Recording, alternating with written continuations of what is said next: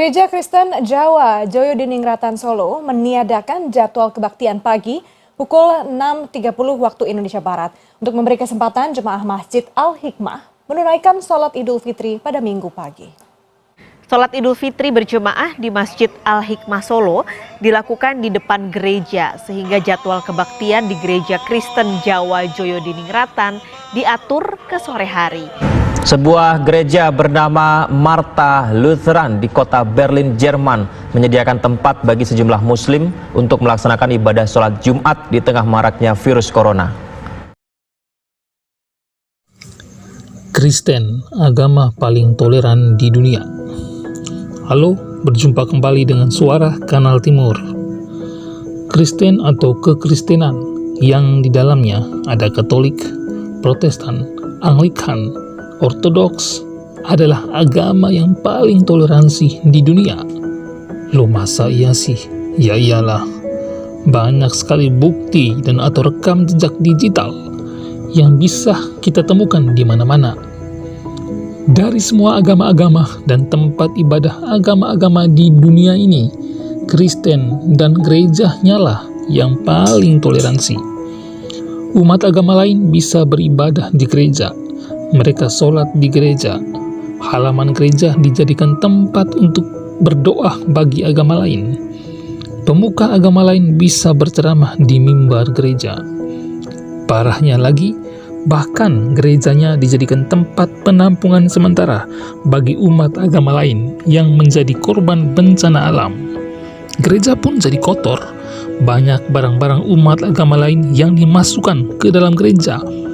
Tidak hanya itu, ketika terjadi konflik di suatu daerah pun, pihak pendeta pun bersedia untuk menyembunyikan para korban konflik itu di dalam gereja. Dan kejadian-kejadian seperti ini bisa kita saksikan baik di dalam negeri maupun di luar negeri. Bahkan umat Kristen pun rela mendahulukan umat Muslim yang menggunakan gereja terlebih dahulu untuk melaksanakan sholatnya, baru setelah itu umat Kristen melaksanakan ibadahnya.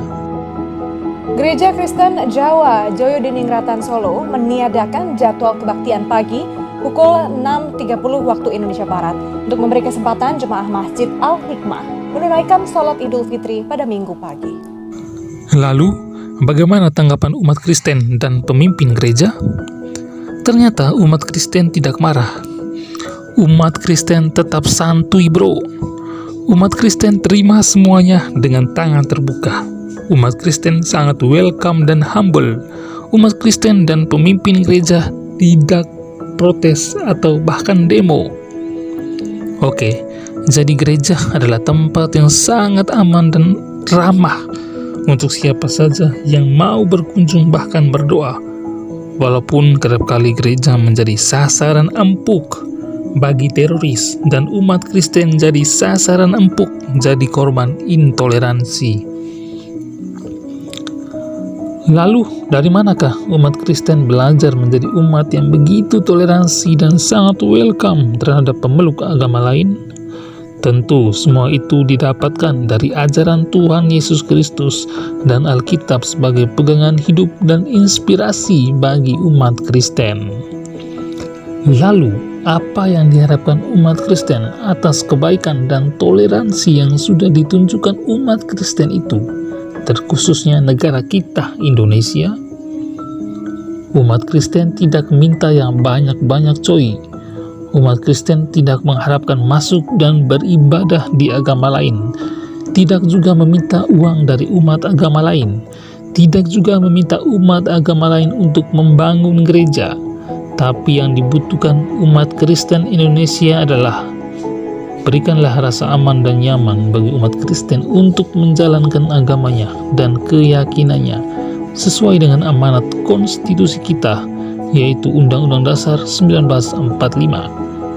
Umat Kristen juga meminta hentikan segala pertikaian dan konflik sara yang merusak tali persaudaraan antar umat beragama dan meminta hentikan segala aksi intoleransi, penindasan, dan hentikan segala aksi bom bunuh diri di gereja. Oke teman-teman, sampai di sini dulu pembahasannya. Jangan lupa like, subscribe, komen, dan share.